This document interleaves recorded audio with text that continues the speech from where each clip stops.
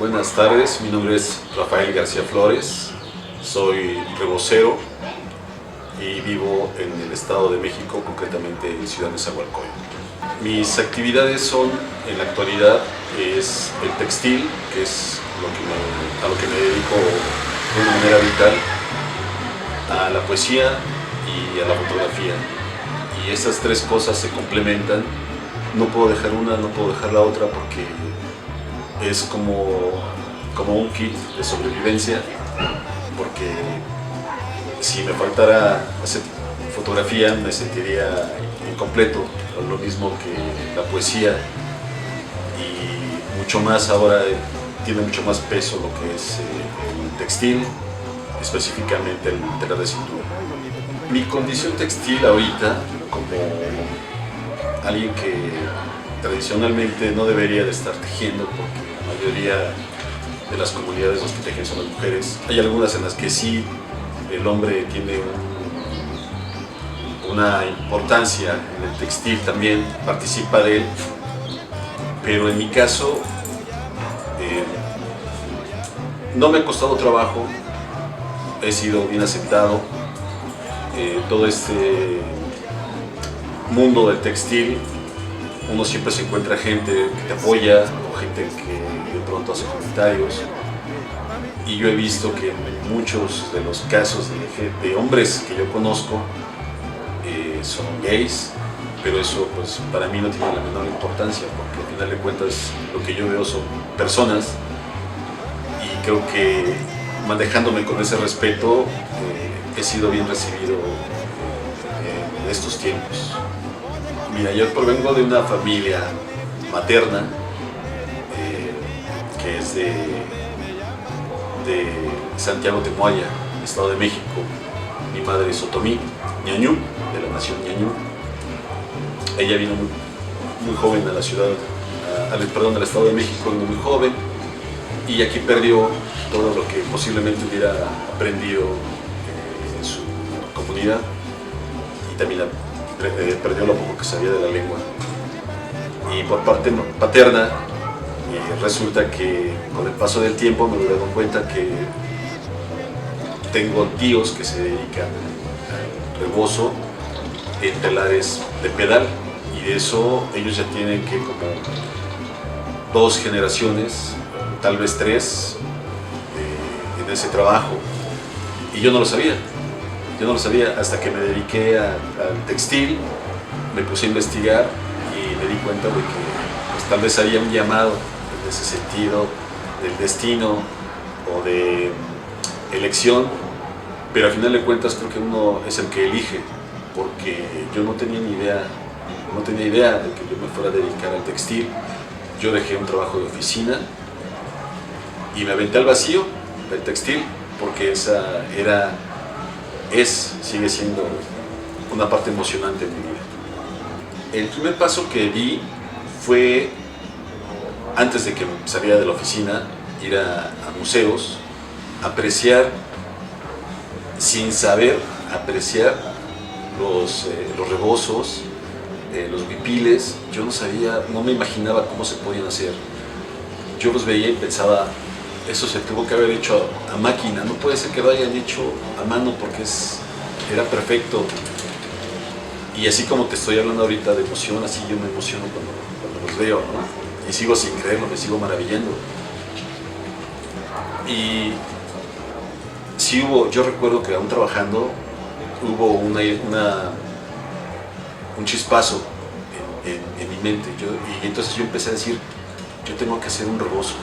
Un día haré un rebozo, no sé cómo me salga, pero tendré que hacer un rebozo. Y entonces empecé a buscar en las ferias de los pueblos indígenas, en las exposiciones, quién me pudiera enseñar a tejer. Y afortunadamente el primer contacto que tuve con un telar de cintura fue con las artesanas del colectivo Osamalot de Hueyapan, Morelos, que muy amorosamente y con mucha paciencia me enseñaba a tejer. Bueno, abarco la poesía, abarco la fotografía y abarco el textil, porque me parece que son muy íntimas, son actividades muy íntimas que puedes compartir. para poder tomar una fotografía, antes de que yo tomara un taller hace como 5 años, yo me daba cuenta que la gente miraba las mismas cosas siempre, le tomaba fotos desde el mismo ángulo a cosas interesantes, se paraba de frente o se ponía de lado, pero no experimentaba acercándose más o tirándose al suelo o subiéndose a una escalera desde otras perspectivas. Y el resultado pues siempre me fascinó porque reflejaba parte de mi perspectiva de la vida. La poesía, yo recuerdo que desde que estaba chavo lo hacía, y bueno, les contaré de dónde tomaba yo la poesía antes. Yo cuando tenía como 12 o 13 años, que iba a la escuela todavía, había unas revistas, no sé si los muchachos conozcan ahora las revistas, ¿verdad? Pero había unas que se llamaban El Libro Sentimental.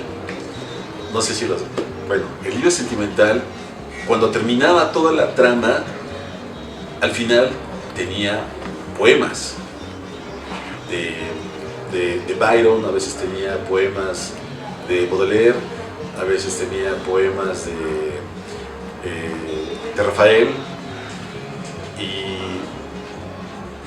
a mí me encantaba leerlos. No los entendía, pero me encantaba cómo era el ritmo, la rima, y entonces empezaba yo a jugar después, empezaba a escribir. Si me pongo a leer ahorita lo que escribí hace como 20 años me daría vergüenza y tendría que quemar todo. Afortunadamente creo que no tengo nada, pero te vas puliendo y vas dándole mucho sentido a lo que quieres expresar, y lo expresas de una manera, como te decía al principio, muy íntima, muy íntima. Y el telar es como que la conjunción de ambas, porque es como una fotografía, pero también es una poesía o un poema, porque tienes que verlo, tienes que sentirlo, y cuando te cuentan la historia de un telar, te están contando la historia de una persona, y no solo la historia de esa persona, sino que es como la poesía. Entonces tú lo interpretas o lo reinterpretas y sientes emoción al hacerlo. Todo esto no tiene un precio que yo quisiera pagar para dejarlo, es inevitable. He conocido a gente que me ha ayudado mucho, y a esa gente también la he tratado de empapar. De hecho, la gente que me conoce sabe cómo soy, así como estoy platicando ahorita, soy con todas las personas, y yo amo la libertad, y entonces esa libertad es la que me permite sobrevivir día a día con poemas, con fotografías, con música y con los telares. Eso es algo invaluable. En la fotografía no me gusta mucho hacer paisaje, porque hay excelentes fotógrafos para hacer eso. A mí me gusta mucho más hacer una fotografía macro, y también me gusta hacer una especie de fotografía en la que se refleje el sentir de las personas. La mayoría de mis fotografías, con la gente o a las que le he tomado fotografías, las poses, o cuando no son poses, todo es sin sonrisas, porque me parece que es cuando la gente es más susceptible, y eso es lo que a mí me gusta mucho. Y en los poemas, pues me gusta azotarme. Ahí sí me gusta azotarme, porque cuando ya empecé a escribir mejor, yo decía, yo no voy a escribir algo que a la gente nada más lo lea y que diga, ay, qué bonito.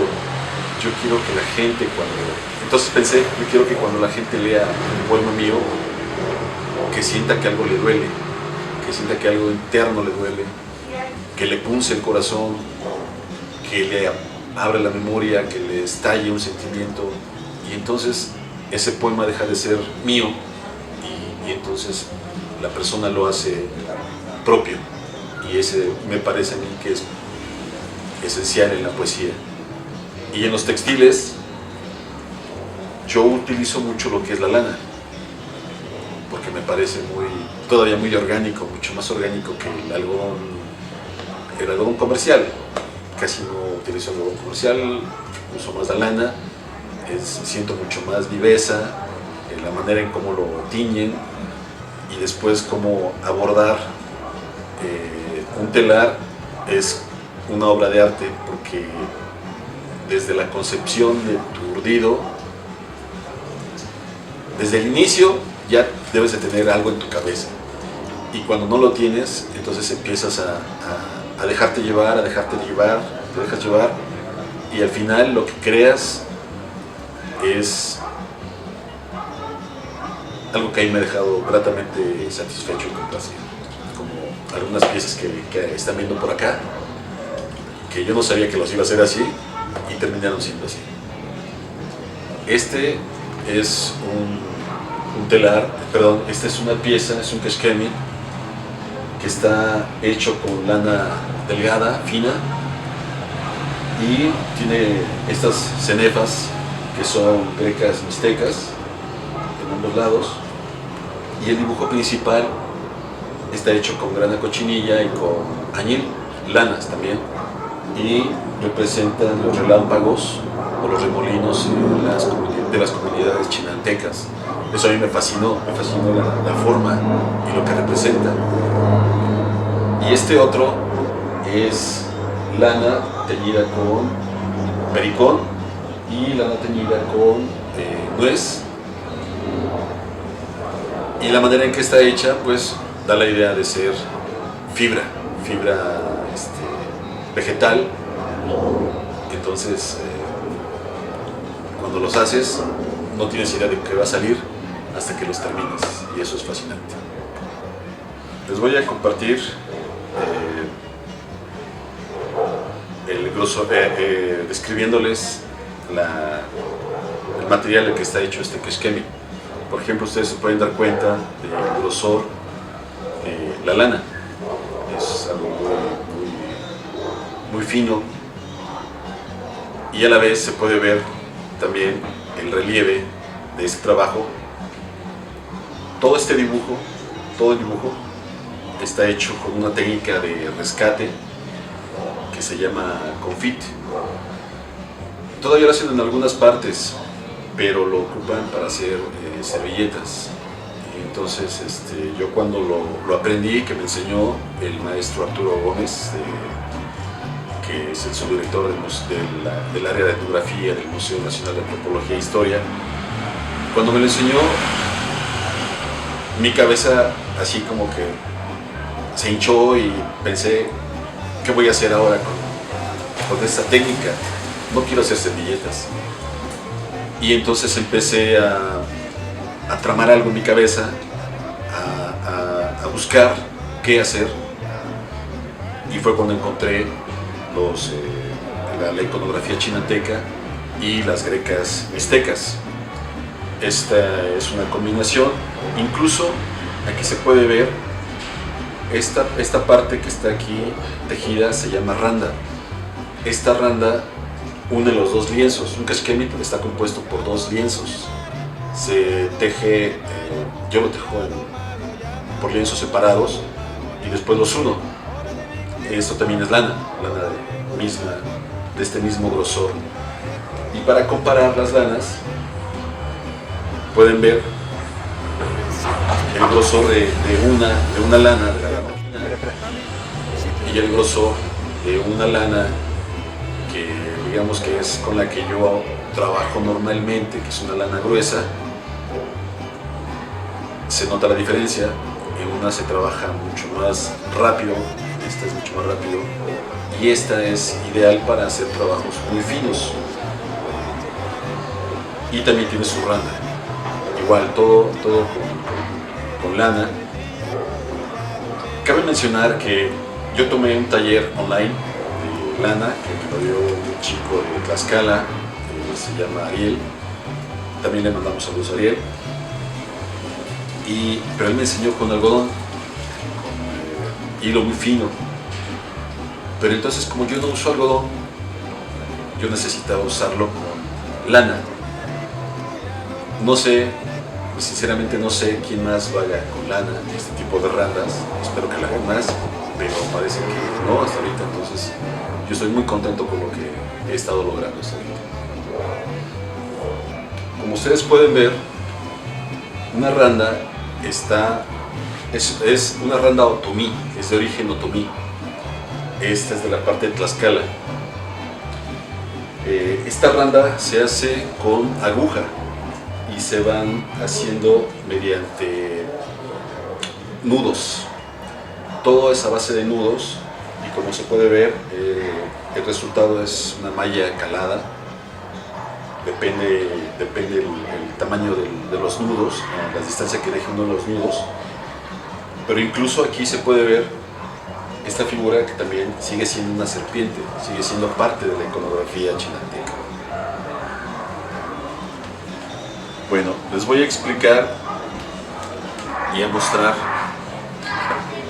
un telar de cintura, espero que ya muchos lo conozcan, y de qué elementos lo componen. Un telar de cintura se compone de 4 otates. Hay gente que les llama julios, no sé por qué, tal vez sea algo académico, no tengo idea, pero yo los nombro como me enseñaron en una comunidad indígena. Estos son otates, 1, 2, 3. Estos dos, los de los extremos, son los otates principales. Después tenemos este otate auxiliar, que es el que va a mantener separadas las 2 camas de la urdimbre. Esta es la urdimbre. Todo lo que corre a lo largo entre los otates principales se llama urdimbre. Después tenemos los alzadores, que estos hilos nos van a permitir crear los cruces para poder bajarlos después con el machete, que es este, bajarlos al momento que nosotros alimentamos con la trama, que es este alimentador. Este alimentador pasa por el medio de las 2 camas, alimenta, y el machete baja el cruce que creamos con estos alzadores. Este punzón nos va a permitir ir acomodando los hilos de la urdimbre para que no se nos junten y no se vean más juntos los hilos de un lado o de otro, porque eso ocurre frecuentemente. Este es un machete y ya solamente lo que hace falta aquí es el mecapal, pero bueno, eso se consigue en cualquier lado o se puede fabricar incluso con una jerga y unas cintas, unas tiras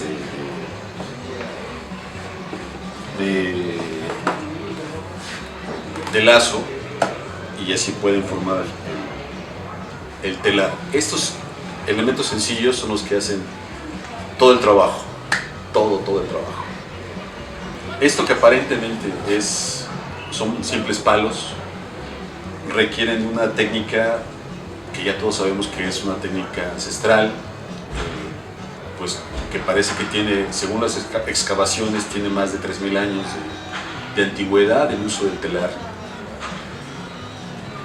Entonces, tener una relación con un telar, manejar un telar, saber tejer en un telar, implica que no es que te absorba el tiempo, no es que te quite tiempo, no es que estés tejiendo y que te relajes. Eso es lo que les digo a las personas cuando vienen a tomar el taller. No lo tomen como una artesanía, porque no es una artesanía, no lo tomen como un hobby, no lo tomen como una manualidad, porque no lo es. Aprender esta técnica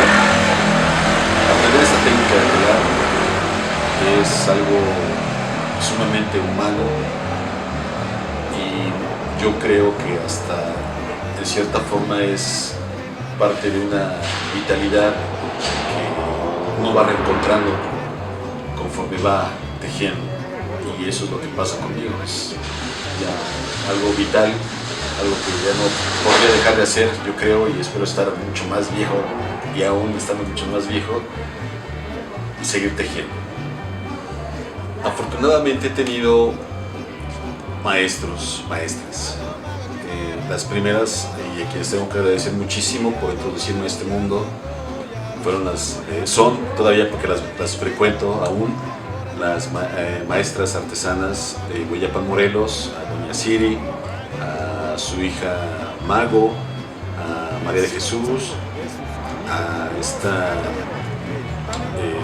Mayra, a doña Débora, que ella es una artesana guave de la comunidad Icot, de allá de San Mateo del Mar, por su amabilidad y porque, bueno, pues la paciencia que nos tuvo para enseñarnos a tejer un huipil, que por cierto todavía no lo termino, eso hace ya 3 años. También a las artesanas de Pinotepa de Don Luis, a Elizabeth, a doña Rosa, que ellas me enseñaron a urdir y a tejer lo que es una obra maestra, el pozahuanco, que también espero hacer uno de estos días, porque pues ya me está llamando las ganas de hacerlo. También al maestro Arturo Gómez, del Museo Nacional de Antropología, al cual agradezco de todo corazón porque se ha fijado en mi trabajo y él me ha enseñado algunas técnicas que todavía necesito yo reflejar en mis textiles. También a la maestra Marta Turok, que me mandó a llamar una vez y la conocí en persona, y es muy grato saber que, bueno, pues de alguna forma se fijan en los textiles, ¿no?, que uno va haciendo. También quiero agradecer a una persona que últimamente se ha vuelto, pues, parte importante de mi vida, porque me ha dado mucha fuerza de manera indirecta. Él es mi tío Oliverio, que es el que lleva la batuta en el taller de telar de pedal, el único existente ahorita en Yuriria, Guanajuato. Es el único taller de un triunvirato o de una triple, digamos que circulación entre Uriangato, Moroleón y Yuriria, Guanajuato. Ahí hace mucho tiempo se hacían rebozos, y bueno, pues el tiempo, los impuestos, todo lo fue matando esa tradición, hasta que solamente quedó uno, y es el de mi tío Don Oliverio, y al cual agradezco mucho. Como, pues digamos que un pequeño consejo para la gente que ahorita está en casa. La pandemia nos ha ahorcado mucho y nos ha hecho que volvamos los ojos a ciertas cosas o ciertas manualidades, se puede decir de esa forma. Pero yo creo que volver a un textil es lo mejor que pueden hacer, revalorar una pieza textil. Para terminar, estas piezas que en apariencia son sencillas, la gente que pudiera verlas en algún lugar, no sé, tal vez imaginarían que uno las hace en 1 día, 2 días, 3 días. Y para la elaboración de una pieza aparentemente sencilla, les voy a decir rápidamente los pasos. Primeramente, tienes que ir por la lana, conseguir la lana. Segundo paso, esa lana te la venden en madejas y hay que hacerla en una bola para que la puedas manejar y poderla urdir. Tercero, tienes que urdir la lana ya con las medidas que tú necesites. Cuarto, tienes que esa urdimbre tienes que atolarla, hacer un atole con harina blanca y meter la urdimbre para mojarla toda, empaparla toda y ponerla a secar. De todo ese proceso ya llevamos como 3 días. La pones a secar un día completo, ya son 4 días. La bajas y entonces la montas al telar y tienes que aclarar los hilos, tienes que poner los otates de los que tú montaste para tenderla. Quitas esos y pones los principales y ya te llevaste entonces otro día. obviamente pues ya también lo subes, cuando ya tienes más experiencia, pues ya subes los hilos en el liso, ya son, ¿qué? Son 5 o 6 días. Después empiezas a tejer un lienzo, porque no tejes 8 horas diarias, tienes que darte un respiro, tienes que trabajar mínimo 6 horas diarias. Tardas 2 días mínimo en terminar un lienzo, una parte de estas. Ya llevamos como 8 días. Tejes la otra parte de estas, ya son 10 días. Después de tejerlos, tienes que lavarlos. Y son 3 días de lavado, ya son 13 días. Después de eso, necesitamos desespinar la lana porque viene sucia, todavía viene con espinitas, y te llevas mínimo otro día, ya son casi los 15 días. Finalmente, para hacer la randa, una randa de unión, si eres metódico, que a mí me pasa mucho, pues me tengo que llevar mínimo un día por cada randa. Un día, y eso lo hago en la noche, que es cuando tengo tiempo, o sea, ocupo todo el día, mis tiempos no son muertos. Entonces, para una pieza de estas, mínimo necesitas 17, 18 días para terminar. Una pieza aparentemente sencilla. Esta otra se llevó los mismos pasos, pero para hacer el confite en esas dimensiones y de esa calidad, lo terminé casi un mes, y también me costó trabajo porque esta figura chinanteca no está a escala, te presentan un dibujo en un libro y entonces tú tienes que hacerlo en grande y redimensionarlo y hacerlo que se vea a escala, y entonces de ahí dibujar qué franjas son de un color, qué franjas son de otro, y que te quede todo completo así como está, que no te queden aquí, no te haya quedado la mitad de la franja aquí o hayas empezado con la mitad acá, sino que sean franjas del mismo número. Y eso también te lleva mucho tiempo, diseñar o rediseñar, como quieran llamar. Entonces, por eso me llevó un mes hacer este trabajo. No es fácil, pero es algo que yo recomiendo mucho, que la gente se ponga más atención, porque cuando van a comprar una pieza, pues es muy sabido que el mexicano es muy de pedir rebajas, ¿no? Pues eso da coraje, a mí me han pedido piezas así, de mayoreo. Imagínense un mes de trabajo para que me estén diciendo que se las trabaje y les haga rebajas, pues creo que no es justo para el artesano, no solo para mí, sino para el que hace trabajos de textiles en general. Me gustaría decir algo que últimamente también ha estado muy en la polémica en cuanto al robo de iconografías, ¿no? Al robo de trabajos de las comunidades. A mí me parece que las comunidades y los artesanos sí se merecen su respeto. La persona que va aprendiendo a tejer necesita tener respeto por esas iconografías, por esos diseños, por esa cosmovisión de las comunidades.